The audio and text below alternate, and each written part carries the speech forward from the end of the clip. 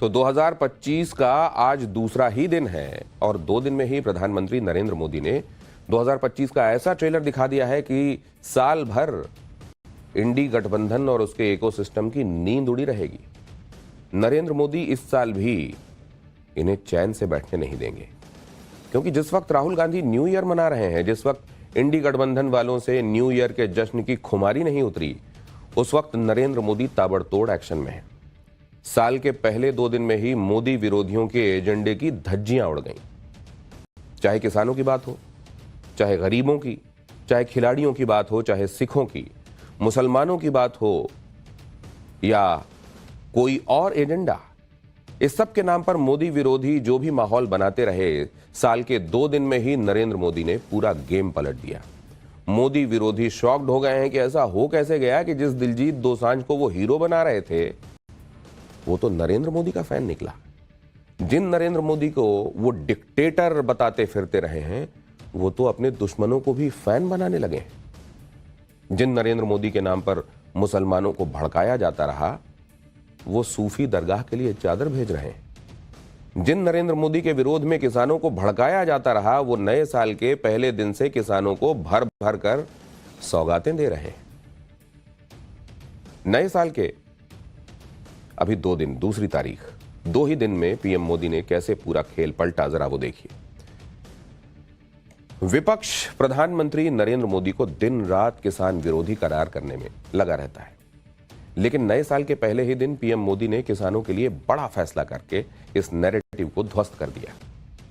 इधर मनमोहन सिंह के निधन पर विपक्ष ने पीएम मोदी को सिख विरोधी बताने में कोई कसर नहीं छोड़ी। उधर पीएम मोदी ने अपने 2 फैसलों से इस नैरेटिव को भी धुआं धुआं कर दिया। इधर मशहूर सिंगर दिलजीत दोसांझ को मोदी विरोधी अपना हीरो बता रहे थे, उधर दिलजीत दोसांझ से मिलकर पीएम मोदी ने अपने विरोधियों को ही शॉक्ड कर दिया। विपक्ष पीएम मोदी को मुस्लिम विरोधी बताने के लिए भी नए नए तिकड़म करता रहता है, लेकिन पीएम मोदी ने अजमेर शरीफ के लिए चादर भेजकर विपक्ष के इस नैरेटिव को भी कुचल दिया। इधर खिलाड़ियों के सम्मान को लेकर भी विपक्ष ने खूब माहौल बनाया था। उधर पीएम मोदी ने ओलंपिक मेडलिस्ट मनु भाकर को खेल रत्न देकर इस नैरेटिव को भी पटकनी दे दी। वीर सावरकर को लेकर भी इंडी गठबंधन खूब हल्ला मचाता है, लेकिन आज ही खबर आई कि पीएम मोदी वीर सावरकर के नाम पर दिल्ली यूनिवर्सिटी के कॉलेज की नींव रखने वाले हैं। देश की सुरक्षा को लेकर भी विपक्ष नरेंद्र मोदी को दिन रात कोसता रहता है, लेकिन आप देखिए कि महाराष्ट्र में एनडीए सरकार ने नक्सलियों के गढ़ माने जाने वाले गढ़चिरौली से नक्सलियों का सफाया कर दिया। कुछ दिनों से पीएम मोदी के खिलाफ विपक्ष फिर से यह एजेंडा चला रहा था कि नीतीश कुमार पीएम मोदी से परेशान हो गए और वो फिर से पलटी मार सकते हैं, लेकिन आज नीतीश कुमार ने मोदी विरोधियों के एजेंडे पर पानी फेर दिया और बता दिया कि वो पीएम मोदी के साथ है। इसमें सबसे गजब तो ये कि नए साल के पहले दिन वाली ये बात देखिए, जब पीएम मोदी की एक मीटिंग ने इंडी गठबंधन के इकोसिस्टम में हड़कंप मचा दिया। मोदी विरोधियों ने जो सोचा नहीं था, न्यू ईयर के पहले दिन वो हो गया। नए साल के पहले ही दिन पीएम मोदी ने सिंगर दिलजीत दोसांझ को अपने घर बुला लिया और इसे देखकर मोदी विरोधी जल भुन गए, क्योंकि दिलजीत दोसांझ को सारे मोदी विरोधी कुछ अरसे से अपना हीरो बना रहे थे, लेकिन उन्होंने सोचा नहीं था कि दिलजीत दोसांझ तो पीएम मोदी के फैन निकलेंगे। पीएम मोदी ने सिंगर दिलजीत दोसांझ का खुले दिल से स्वागत किया, उससे मुलाकात की। इस मुलाकात का वीडियो भी जारी हुआ है। इसमें दिलजीत दोसांझ प्रधानमंत्री मोदी से मिलते ही उन्हें सैल्यूट करते हैं और दूसरी तरफ पीएम मोदी सत श्री अकाल कहते हुए दिलजीत का स्वागत करते हैं। पीएम मोदी ने दिलजीत की खूब तारीफ की। पीएम ने कहा कि जब गांव का एक लड़का अपनी मेहनत के बूते दुनिया में नाम कमाता है तो गर्व महसूस होता है। दिलजीत ने भी पीएम मोदी की तारीफ की। योग को लेकर उनके प्रयासों पर भी बातचीत की। पीएम मोदी ने दिलजीत को गुजरात के कच्छ के गुरुद्वारे की कहानी बताई। पीएम मोदी ने कहा कि जब वो गुजरात के मुख्यमंत्री थे तो भूकंप में गुरुद्वारे को भी नुकसान हुआ था और इस बात से उन्हें बहुत दुख पहुंचा था। तब नरेंद्र मोदी ने उस गुरुद्वारे को फिर से बनाने का प्रण लिया था और उन्होंने ऐसा करके भी दिखाया। मुलाकात के दौरान दिलजीत गुरु नानक जी पर एक भजन गाते हुए दिखाई दिए और प्रधानमंत्री नरेंद्र मोदी उनके साथ संगत देने के लिए उंगलियों से मेज पर ताल देते भी नजर आए। एक बार दोनों के मुलाकात की ये दिलचस्प तस्वीरें देखिए और फिर आपको बताऊंगा कि इस मुलाकात से कैसे मोदी विरोधियों को तगड़ा झटका लगा है। थे कि मेरा भारत महान। जब मैं भारत घूमा ना जी पूरा तो मेरे को पता चला ये क्यों कहते हैं मेरा भारत महान। सचमुच में भारत की विशालता एक अपना शक्ति है। हम लोग एक वाइब्रेंट सोसाइटी है। भारत में सबसे बड़ा कोई जादू जिसको कह लो तो वो योग है। और जिसने योगा को अनुभव किया है वो उसकी ताकत जानता है। हाँ जी, मैंने आपका इंटरव्यू देखा था सर अभी हाल ही में। हमारे लिए आप प्रधानमंत्री एक बहुत बड़ा पद है, तो हम शायद एक जो उसके पीछे एक माँ और बेटा और इंसान है वो कई बार वो भूल जाता है, क्योंकि एक औहदा बहुत बड़ा है। जब आप अपने माँ को लेके और गंगा मैया को लेके वो दिल भरा वो टच होता था। एक्चुअली ये दिल से बात निकली है तभी दिल तक गई। ओ कहंदे किथे है तेरा रब दिसदा ही नहीं, मैं कहा अखां बंद कर ध्यान तर महसूस कर, गुरु नानक ता अंग संग है तू ही बस गैर हाजिर है, गुरु नानक गुरु नानक गुरु नानक। प्रधानमंत्री नरेंद्र मोदी से मिलकर दिलजीत गदगद हो गए और पीएम मोदी ने भी दिलजीत की दिल से तारीफ की। दिलजीत दोसांझ ने कहा कि 2025 की शानदार शुरुआत हुई है। प्रधानमंत्री नरेंद्र मोदी के साथ एक बहुत ही यादगार मुलाकात मेरी रही और हमने संगीत समेत कई चीजों पर बातचीत की। इसके जवाब में पीएम मोदी ने सोशल मीडिया पर रिप्लाई करते हुए कहा कि दिलजीत दोसांझ से बातचीत शानदार रही। वो सचमुच बहुआयामी व्यक्तित्व के मालिक हैं। प्रतिभा और परंपरा का मेल उनमें दिखाई देता है। हमने संगीत, संस्कृति और कई चीजों पर बातें की। दिलजीत दोसांझ वो सिंगर हैं जिन्होंने किसान आंदोलन का खूब सपोर्ट किया था। इससे मोदी विरोधियों ने दिलजीत दोसांझ को अपना हीरो मान लिया था, लेकिन यहां तो पीएम मोदी ने एक तरीके से पूरी बाजी ही पलट दी। दिलजीत दोसांझ पंजाब के रॉक स्टार हैं। वो देश और विदेश में सिख समुदाय के बीच भी काफी लोकप्रिय हैं। पीएम मोदी ने दिलजीत से मिलकर सिख समुदाय को भी साधा और यह संदेश दे दिया कि विरोधी भी उनसे मिलकर उनके फैन हो जाते हैं। दिलजीत दोसांझ के मुंह से पीएम मोदी की यह तारीफ अब किसान संगठनों को रास नहीं आ रही। किसान आंदोलन का प्रमुख चेहरा रहे किसान नेता सरवन सिंह पंढेर ने कहा कि इस मुलाकात से किसान खुश नहीं। दिलजीत को पीएम मोदी से मिलने के बजाय किसानों का समर्थन करने के लिए आना चाहिए था। एक बार फिर सुनिए कि सरवन सिंह पंढेर ने कहा क्या है। वो देश के प्रधानमंत्री से मिले हैं, लेकिन क्या उन्होंने जो काले कपड़े पहने हैं ये देश के किसान मजदूर के साथ जो जुर्म हो रहा उसका प्रतीक था। हम तो चाहते हैं अगर पंजाब का कोई बेटा जो कुछ उनको पंजाबियत ने दिया है, इतना बड़ा इंटरनेशनल उसका नाम है, उनको जरूर किसान आंदोलन के बारे में बोलना चाहिए, ऐसी हम आशा रखते हैं। और ये भी अपील करते हैं सबसे कि 4 को महापंचायत खनौरी पर और 6 को गुरु गोविंद सिंह जी का प्रकाश दिवस हम शंभू बॉर्डर पर मना रहे हैं, अधिक से अधिक पहुंचे। अब आप देख रहे हैं जो लोग कल तक दिलजीत दोसांझ भी अच्छे नहीं लग रहे हैं क्योंकि वो पीएम मोदी की तारीफ कर रहे हैं। ऐसे में पीएम मोदी ने उन लोगों को भी एक्सपोज कर दिया है जो कल तक दिलजीत को हीरो बता रहे थे, लेकिन जैसे ही दिलजीत ने पीएम मोदी से मुलाकात कर ली तो अब दिलजीत उनके लिए दुश्मन हो गए। आप यह भी देखिए कि पीएम मोदी ने दिलजीत दोसांझ से ऐसे वक्त में मुलाकात की है जब राहुल गांधी विदेश जाकर मोदी सरकार को सिख विरोधी बताने में लगे हुए हैं। जब मनमोहन सिंह के निधन को लेकर भी कांग्रेस ने पीएम मोदी पर सिखों के अपमान का आरोप लगा दिया। जब पंजाब हरियाणा के बॉर्डर पर किसान संगठन बार बार आंदोलन की बात कर रहे हैं, ऐसे वक्त में दिलजीत दोसांझ से मिलकर पीएम मोदी ने विपक्ष के सारे एजेंडे को मिट्टी में मिला दिया। प्रधानमंत्री नरेंद्र मोदी को घेरने के लिए विपक्ष दिन रात जो एजेंडा चलाता है उसमें वो पीएम मोदी को मुस्लिम विरोधी बताने में भी खूब लगा रहता है।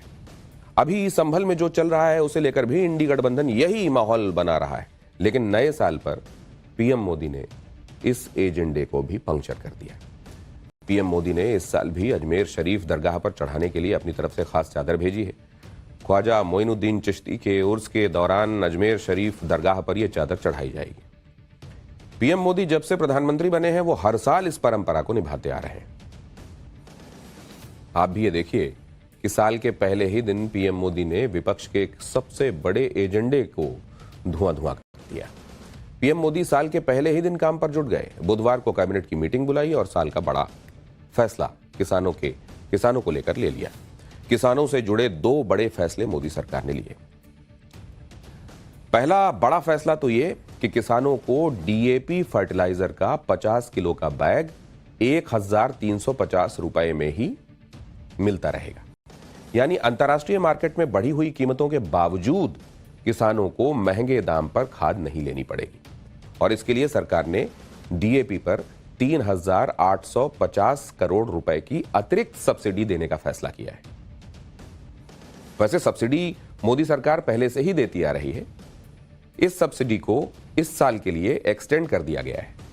पिछले साल भी सरकार ने डीएपी पर प्रति मीट्रिक टन 3500 रुपए की सब्सिडी दी थी। इसके अलावा किसानों को लेकर मोदी सरकार ने एक और बड़ा फैसला किया। मोदी सरकार ने 2 तरह की फसल बीमा योजना को 1 साल के लिए और एक्सटेंड कर दिया। इसके लिए 824 करोड़ रुपए आवंटित किए गए। इन फैसलों का ऐलान करते हुए पीएम मोदी ने सोशल मीडिया पोस्ट पर कहा कि नए साल पर हमारी सरकार का पहला फैसला किसानों से जुड़ा हुआ है। पीएम मोदी ने कहा कि फसल बीमा योजना किसानों को किसी भी तरह के नुकसान से सुरक्षा देगी। गृह मंत्री अमित शाह ने भी मोदी विरोधियों को जवाब देते हुए कहा कि मोदी सरकार किसानों के साथ सुरक्षा कवच की तरह खड़ी हुई है और साल 2025 के पहले ही दिन अपने इस संकल्प को उसने फिर से दोहराया। यानी जो लोग मोदी सरकार को किसान विरोधी बता रहे थे, पीएम मोदी ने साल के पहले ही दिन उनकी बोलती बंद कर दी और यह मैसेज दे दिया कि उनकी प्राथमिकता में किसान सबसे ऊपर आते हैं।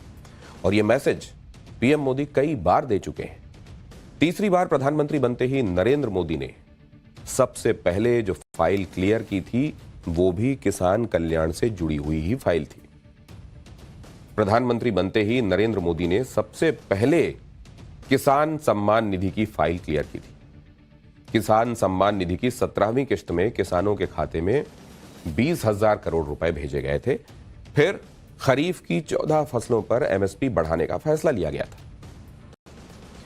नरेंद्र मोदी ने 10 सालों में एमएसपी पर 18 लाख करोड़ रुपए से ज्यादा खर्च किए, जबकि यूपीए के 10 सालों में एमएसपी पर सिर्फ 5.5 लाख करोड़ रुपए खर्च किए गए थे। इसी तरह मोदी सरकार ने 2014 से 2024 तक फर्टिलाइजर सब्सिडी पर करीब 12 लाख करोड़ रुपए खर्च किए हैं, जबकि साल 2004 से 2014 तक यूपीए सरकार के दौरान फर्टिलाइजर सब्सिडी पर 5.5 लाख करोड़ ही खर्च किए गए थे। यानी यूपीए सरकार के 10 साल के मुकाबले मोदी सरकार के 10 साल में सब्सिडी पर 2 गुना से भी ज्यादा खर्च किया जा चुका है। इसी तरह आप देखिए कि मनमोहन सिंह के स्मारक को लेकर भी कांग्रेस ने पीएम मोदी के खिलाफ खूब माहौल बनाया। पीएम मोदी पर सिखों के अपमान का आरोप लगाया, लेकिन नए साल पर पीएम मोदी ने इस नैरेटिव को भी ध्वस्त कर दिया। मोदी सरकार ने मनमोहन सिंह के मेमोरियल के लिए जगह की तलाश शुरू कर दी। मोदी सरकार इस वक्त जगह को फाइनल करने के लिए मनमोहन सिंह के परिवार के साथ संपर्क में है। सूत्रों के मुताबिक सेंट्रल पब्लिक वर्क्स डिपार्टमेंट यानी सीपीडब्ल्यूडी के अधिकारियों ने राष्ट्रीय स्मृति स्थल का दौरा किया है, मेमोरियल के लिए कुछ जगह देखी है। सरकार के अधिकारियों ने मनमोहन सिंह के परिवार को कुछ जगह दिखाई है और मेमोरियल बनाने को लेकर चर्चा की है। सूत्रों के मुताबिक मनमोहन सिंह के परिवार की मंजूरी पर ही जगह और बाकी औपचारिकताओं को फाइनल किया जाएगा। इस कदम के साथ ही मोदी सरकार ने मनमोहन सिंह को लेकर जो नैरेटिव चलाया था, विपक्ष की तरफ से चलाया जा रहा था, उसको भी खत्म कर दिया। पीएम मोदी को घेरने के लिए मोदी विरोधी इकोसिस्टम ने उन पर बार बार खिलाड़ियों के अपमान का भी आरोप लगाया।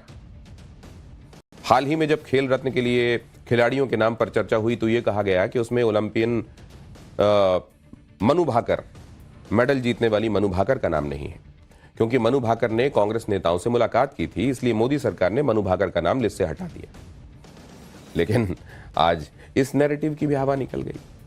आज जब खेल रत्न का ऐलान हुआ तो उसमें ओलंपिक मेडलिस्ट मनु भाकर का नाम भी है और इस लिस्ट में भारत को 2 मेडल जिताने वाली शूटर मनु भाकर के अलावा 3 और खिलाड़ियों के नाम है।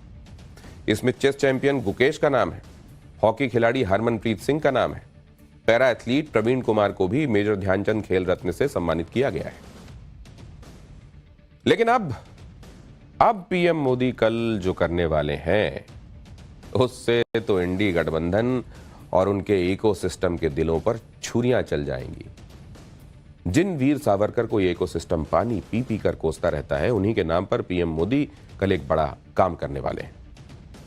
नरेंद्र मोदी कल दिल्ली के नजफगढ़ में वीर सावरकर के नाम के कॉलेज की आधारशिला रखेंगे। दिल्ली यूनिवर्सिटी का ये कॉलेज यूनिवर्सिटी के वेस्ट दिल्ली कैंपस से के करीब बनने वाला है।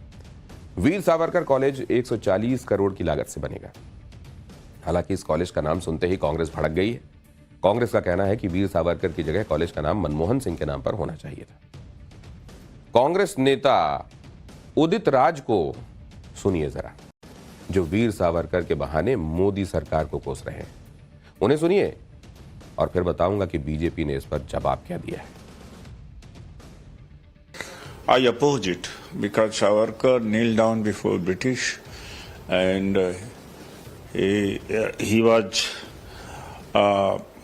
on pension of the British given by and he tendered the apology. What message will go to the students that if they read the history then their so-called hero was had tendered apology not one but 6-7 times. One, and second that he opposed the constitution. That means that a person who was opposing this असल में वीर सावरकर के नाम पर कांग्रेस अक्सर ही राजनीति करती आई है। राहुल गांधी कई बार वीर सावरकर के खिलाफ बोल चुके हैं। मोदी विरोधी इकोसिस्टम भी वीर सावरकर के नाम पर खूब एजेंडा चलाता है। लेकिन पीएम मोदी ने साफ कर दिया है, कांग्रेस की सरकारों में वीर सावरकर को जो सम्मान नहीं मिल पाया था, उस सम्मान को वो वापस लाकर रहेंगे। वीर सावरकर के कॉलेज की नींव रखने के साथ ही पीएम मोदी की दिल्ली में चुनाव में एंट्री हो गई। वीर सावरकर पर विवाद के साथ ही पीएम मोदी दिल्ली चुनाव को अपनी पिच पर ले आए।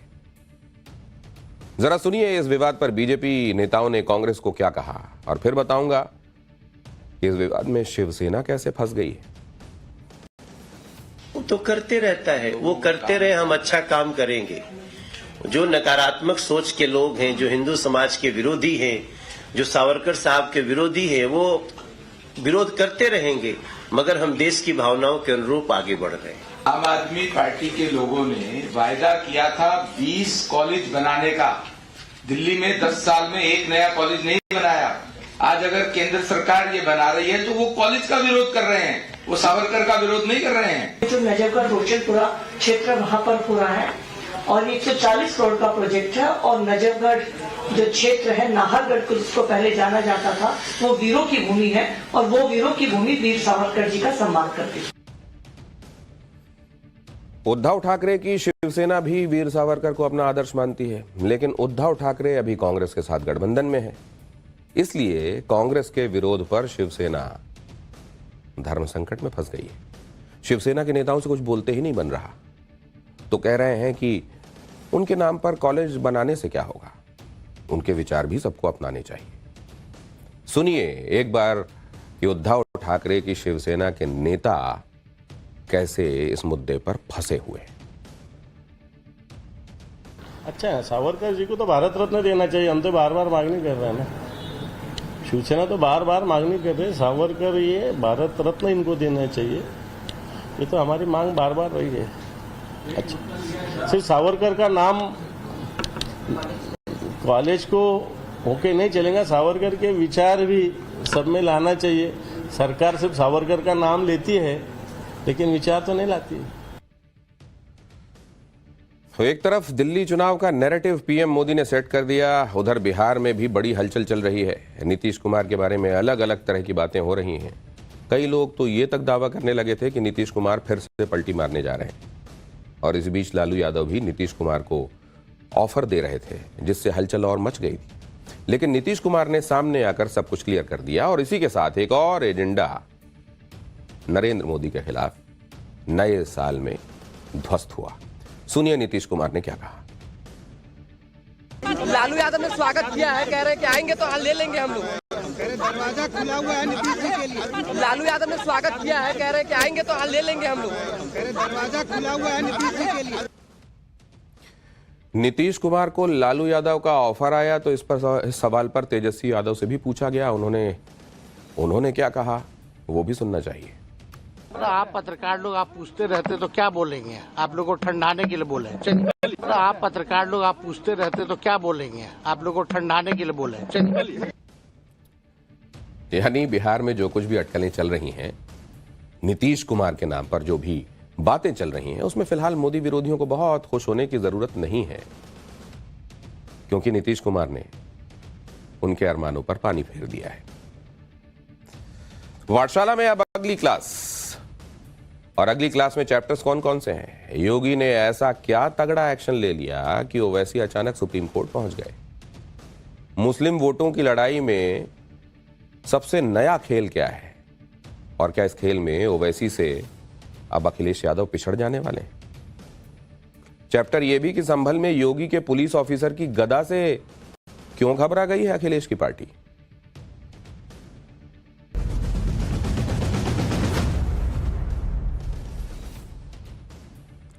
पिछले कई दिनों से संभल का मुद्दा चर्चा में है, जहां सीएम योगी लगातार तगड़े एक्शन ले रहे हैं।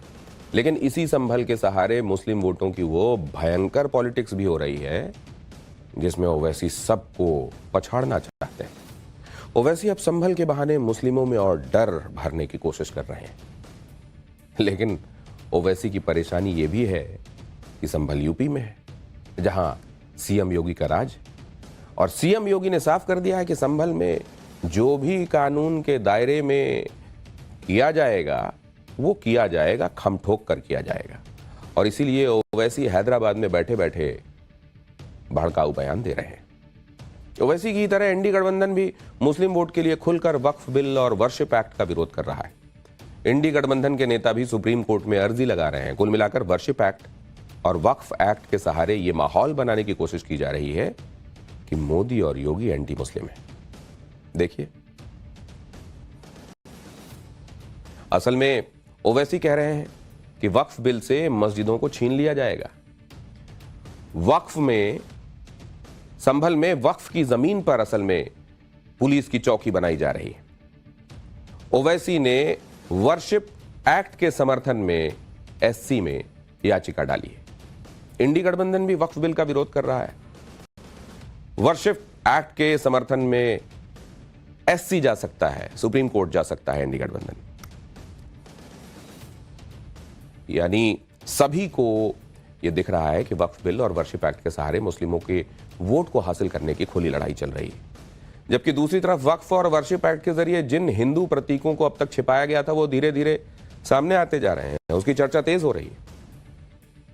जैसे संभल में आप देख ही रहे हैं, सीएम योगी के एक्शन का नतीजा, जिस तरीके से अतिक्रमण हटाए जा रहे हैं, पुराने प्राचीन हिंदू प्रतीक सामने आते जा रहे हैं, उससे ओवैसी भी घबराए हुए हैं और अचानक सुप्रीम कोर्ट पहुंच गए हैं। लेकिन हुआ क्या है इसमें सुप्रीम कोर्ट में? आज क्या हुआ वो देखिए। ओवैसी ने वर्शिप एक्ट लागू रहने के समर्थन में सुप्रीम कोर्ट में याचिका लगाई है। सुप्रीम कोर्ट ने ओवैसी की याचिका को स्वीकार कर लिया है। ओवैसी की याचिका को वर्शिप एक्ट पर पहले से दाखिल 6 याचिकाओं के साथ जोड़ दिया गया है। अब इस मामले पर 17 फरवरी को सुप्रीम कोर्ट सुनवाई करेगा। इससे पहले 12 दिसंबर को वर्शिप एक्ट पर सुप्रीम कोर्ट में सुनवाई हुई थी और तब सुप्रीम कोर्ट ने केंद्र सरकार से 4 हफ्तों के अंदर जवाब मांगा था। सुप्रीम कोर्ट ने कहा था कि केंद्र सरकार का जवाब आने से पहले सुनवाई नहीं करेंगे। वर्शिप एक्ट हो या फिर वक्फ बिल, ओवैसी ऐसा माहौल बना रहे हैं जैसे मुसलमानों पर कितना अत्याचार हो रहा है। सुनिए ओवैसी किस अंदाज में लोगों को भड़काने की कोशिश करते हैं। हम पुकार कर कह रहे रहे थे, आज भी कह रहा हूं, वो वक्फ का बिल इसलिए लाया गया ताकि मुसलमानों से उनकी मसाजिद को छीन लिया जाए, ताकि मुसलमानों से उनकी दरगाहों को छीन लिया जाए, कब्रस्तानों को छीन लिया जाए, यतीम खानों को छीन लिया जाए। अब आपको दिख रहा है इनकी साजिश कि संभल की मस्जिद के सामने जो जमीन है वो वक्फ औलाद है, इसीलिए इस बिल में लाया गया था कि वक्फ औलाद को कमजोर करके रख देंगे। चाहे ओवैसी हो या इंडी गठबंधन के नेता, सभी पूरा दम लगा रहे हैं कि कैसे खुद को मुसलमानों का सबसे बड़ा रहनुमा, हमदर्द साबित किया जा सके, उनका नेता बना जा सके और वोट हासिल किए जा सके। संभल में हिंसा क्यों हुई, किसने पत्थरबाजी की, इस पर बात नहीं होती। इस पर बात करने के बजाय मुस्लिम वोट के लिए अलग ही तरह की राजनीति चल रही है। अखिलेश यादव ने संभल के मुद्दे को संसद में उठाया, संभल के सांसद जियाउर रहमान बर्क को संसद में अपने पीछे बिठाया, जिससे एक संदेश जा सके, मैसेजिंग हो सके। लेकिन अब ओवैसी खुलकर संभल के सहारे मुस्लिम राजनीति कर रहे हैं। संभल के सहारे ओवैसी यूपी में खुद को मजबूत करने की कोशिश कर रहे हैं। आरोप लगा रहे हैं कि संभल में वक्फ की जमीन पर पुलिस चौकी बन रही। संभल की जामा मस्जिद में सर्वे को वर्शिप एक्ट का उल्लंघन बता रहे हैं। संभल के सहारे वक्फ और वर्शिप एक्ट के जरिए मुस्लिम वोट हासिल करने की कोशिश कर रहे हैं। ओवैसी का असल में गेम प्लान जो है ना, वो बड़ा सिंपल है। संभल में वक्फ और वर्शिप एक्ट दोनों ही मुद्दों पर ओवैसी को मसाला मिला है, तो वो खुलकर भड़काऊ बयानबाजी करने लगे। लेकिन दिक्कत यह है कि सीएम योगी ने संभल पर राजनीति करने वालों के मंसूबे पहले से ही पंक्चर कर दिए। इसीलिए हैदराबाद में बैठकर ओवैसी संभल के मुद्दे पर लोगों को भड़काने की कोशिश कर रहे हैं। मैं पुकार कर आपसे बरसों से कह रहा हूं, अपनी मस्जिदों को आबाद रखो, अपनी मस्जिदों को आबाद रखो। तो यही ये तमाम मुखालिफिन बोलते थे कि ओवैसी, असदुद्दीन ओवैसी जज्बाती तकरीर कर रहा है। आज आपके सामने है, आप भी जानते हैं कि काशी की जो मस्जिद है उसका जुनूबी हिस्से को हम खो चुके हैं। मस्जिद में नमाज नहीं हो रही है, कुछ और चीज हो रही है। काशी में जो वजू खाना है उसको बंद कर दिया गया है। मथुरा की ईदगाहों पर ललचावी नजरें लगा कर बैठे हैं। संभल की मस्जिद का किस्सा आपके सामने है। एक ही दिन में केस बढ़ता है, 1.5 घंटे में ऑर्डर हो जाता है, 1 घंटे के अंदर सर्वे हो जाता है और 5 लोगों को गोली मार कर शहीद कर दिया जाता है। ओवैसी की तरह अखिलेश को भी आप लगातार संभल की बात करते देख रहे हैं। संभल में मारे गए लोगों के परिजनों को समाजवादी पार्टी ने 5 लाख रुपए के चेक भी बांटे। संभल में हो रही खुदाई और सर्वे से अखिलेश यादव को बड़ी तकलीफ हो रही है। अखिलेश तो यहां तक कह चुके हैं कि सीएम आवास में भी एक शिवलिंग है, वहां भी खुदाई होनी चाहिए। अब आप खुद सोचिए, अपने वोट बैंक के लिए क्या क्या करना पड़ रहा है, क्या क्या बयान दिए जा रहे हैं। ओवैसी ने वक्फ की जमीन पर पुलिस चौकी बनाने का आरोप लगाया तो अखिलेश की पार्टी कैसे पीछे रहती। सपा के पूर्व सांसद एसटी हसन ने यही बात दोहराई। एसटी हसन ने तो यहां तक कह दिया कि संभल में पुलिस चौकी क्या बना रहे हैं, वहां मिलिट्री छावनी बना दीजिए। सुनिए। देखिए, मेरे सूत्रों से भी मुझे मालूम हुआ है कि वो वक्फ बोर्ड की जमीन है, वहां पे उसका रजिस्ट्रेशन हुआ है। ये तो एक राजशाही के जमाने में जो होता था, जैसे बादशाह लोग होते थे, जहां उन्होंने उंगली रख दी वो जमीन उनकी हो गई। इसी तरह से आजकल हमारा संभल का प्रशासन भी इसी तरह से काम कर रहा है। इस तरह से जैसे सुनने में आया है कि एक जगह ही नहीं बल्कि संभल में हर मोहल्ले में चौकियां बनेंगी। तो मेरे ख्याल से तो मिलिट्री की पोस्ट बना दी जाए और छावनी में तब्दील कर दिया जाए संभल को। आखिर ये क्या तमाशा है। इधर ओवैसी और इंडी गठबंधन के नेता संभल पर राजनीति कर रहे हैं तो दूसरी तरफ संभल में कानून व्यवस्था के मुद्दे पर सीएम योगी ऐसा बंदोबस्त कर रहे हैं कि लोग हैरान हैं। संभल में जामा मस्जिद के पास ही एक पुलिस चौकी का भी निर्माण हो रहा है जो आज या कल तक पूरा हो जाएगा। इस पुलिस चौकी को सत्यव्रत पुलिस चौकी कहा जा रहा है और इसी पुलिस चौकी पर ओवैसी आरोप लगा रहे हैं कि ये वक्फ की जमीन पर बन रही है। ओवैसी और अखिलेश आरोप लगाते रहे, लेकिन चौकी का काम नहीं रुका। युद्ध स्तर पर चौकी का काम हो रहा है, वॉर फुटिंग पर। आज चौकी पर लेंटर यानी छत बनाने का काम भी हो गया। पुलिस चौकी के बाहर पेड़ भी लगा दिए गए। माना जा रहा है कि कल तक पुलिस चौकी पर गेट और बोर्ड भी लग जाएगा। संभल से ये ग्राउंड रिपोर्ट। संभल के शाही जामा मस्जिद के सामने बन रहा सत्यव्रत पुलिस चौकी अब जो बन के तैयार होने के कगार पे है। अगर आप देखेंगे तो आज 5वां दिन है और 5वें दिन भी युद्ध स्तर पे जो काम है वो यहाँ पर किया जा रहा है। चारों तरफ से बाउंड्री कर दी गई है और सामने जो लेंटर्स डालने का काम है वो यहाँ पर किया जा रहा है। जो कमरे हैं उनको अब यहाँ पर देखिए आपको नजर आएगा किस तरीके से जो लेंटर है वो डालने की तैयारी जो है वो कर ली जा चुकी है और जो नीचे लकड़ी के जो स्टैंड्स हैं वो लगा दिए गए हैं और ऊपर अगर आप देखेंगे तो छत के ऊपर जो लेंटर्स हैं वो डालना अब शुरू हो गया है। और इसी तरीके से कोशिश है कि अगले 1 से 2 दिनों में इस पुलिस चौकी को बनाकर तैयार कर दिया जाए। इस पुलिस चौकी को लेकर कई सवाल भी उठे थे। इस पुलिस चौकी की जमीन को लेकर सवाल उठे थे, जिस समय पे ये बन रहा है उसको लेकर सवाल उठे थे। ऐसे में प्रशासन की कोशिश है कि जल्द से जल्द इस पुलिस चौकी का निर्माण कार्य पूरा कराया जाए। नाम भी इस पुलिस चौकी का जो प्रस्तावित है वो सत्यव्रत नगर पुलिस चौकी बताया जा रहा है, यानी कि सतयुग में जो यहाँ संभल का नाम हुआ करता था सत्यव्रत नगर, वही इस पुलिस चौकी का नाम होगा। और इस पुलिस चौकी की तैयारियां देखिए आपको नजर आएगा। जो मजदूर हैं वो लगातार यहाँ पर काम कर रहे हैं और कोशिश यही है कि जल्द से जल्द यहाँ पर इस पुलिस चौकी को बनाकर तैयार कर दिया जाए। संभल में बन रही सत्यव्रत पुलिस चौकी पर जो भी आरोप लग रहे हैं वो हवाई ही दिख रहे हैं। संभल के डीएम ने प्रेस कॉन्फ्रेंस करके सारे आरोपों पर जवाब दिया है। संभल के डीएम ने कहा कि जो वक्फनामा दिया गया है वो फर्जी लग रहा है और इस पर आगे कानूनी एक्शन लिया जाएगा। सुनिए संभल के डीएम ने क्या जानकारी दी है। जो कमेटी की रिपोर्ट है एसडीएम, सीओ और ईओ की, उन्होंने प्रथम दृष्टया संपत्ति क्रमांक संख्या 1 से 20 तक की सारी जो चौहद्दियां हैं उन्होंने बताया है कि ये फर्जी प्रतीत होती हैं और जो संलग्न वक्फनामा है उसके दस्तावेज भी फर्जी प्रतीत होते हैं। और सबसे बड़ी बात, इसके संबंध में आगे की कार्रवाई कप्तान साहब के माध्यम से हम करेंगे और जो भी विधिक कार्रवाई और वैधानिक कार्रवाई होगी वो की जाएगी।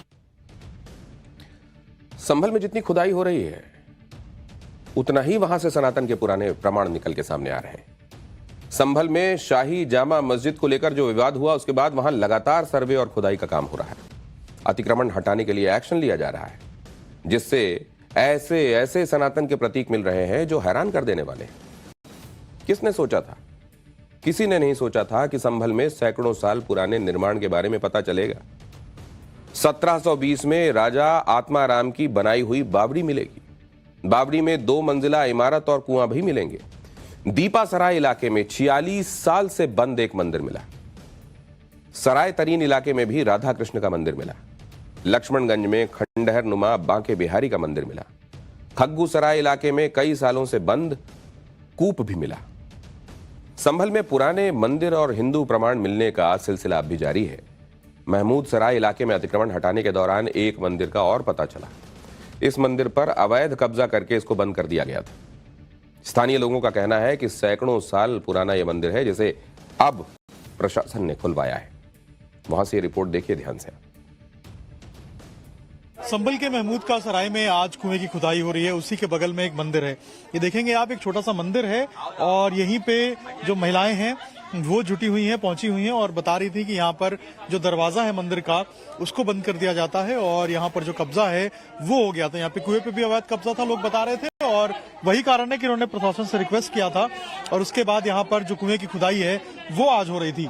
बड़ी संख्या में महिलाएं यहाँ पे पहुंची हुई हैं और जो बता रही हैं कि यहाँ पर कैसे पूजा होता था, पाठ होता था और कैसे होता था। अच्छा, आप लोग कब से यहाँ पे पूजा कर रहे थे? कम से कम 60 साल 70 साल तो वहाँ शादी को हुआ है, जब से पूजा करते हैं। आगा को बड़े बुढ़े करते हैं। 200-300 पुराना मंदिर है, 200-300 साल पुराना। हमारी सास का बता कभी बेरी दी जब निकला था। आखिर ये बंद क्यों हो गया था? क्यों इन्होंने बंद कर दिया? ये दीवार कर ली सब। ये गेट है तुम्हारा। यानी संभल में माहौल ऐसा दिख रहा है कि जहां आप खुदाई कर दें वहीं से कुछ ना कुछ सनातन के प्रमाणों को बताने वाला निकल रहा है। इस सब के अलावा संभल के सीईओ अनुज चौधरी भी बड़ी चर्चा में है। अनुज चौधरी ने संभल हिंसा के दौरान गजब की बहादुरी दिखाई थी और अब हनुमान जी की गदा को लेकर अनुज चौधरी चर्चा में आ गए हैं। बुधवार को संभल में किष्किंधा यात्रा की धूम थी, जो कर्नाटक से शुरू होकर संभल पहुंची थी। रथ यात्रा खग्गूसराय से होकर भी गुजरी। खग्गूसराय वो इलाका दीपासराय के अंदर ही जो आता है, जहां पर वो मंदिर मिला। यहां सालों से बंद कार्तिकेय महादेव मंदिर हाल ही में खोला गया था। यात्रा में संभल के सीओ अनुज चौधरी भी शामिल हुए। खास बात यह है कि अनुज चौधरी हाथ में गदा लिए यात्रा में चल रहे थे। अनुज चौधरी की गदा लेकर यात्रा में शामिल होने की जो तस्वीरें हैं, जो वीडियो है, वो वायरल है। अनुज चौधरी का गदा लेकर यात्रा करने वाले वीडियो पर लोग अनुज चौधरी को हनुमान बता रहे हैं, लेकिन समाजवादी पार्टी को यह तस्वीर पसंद नहीं आ रही।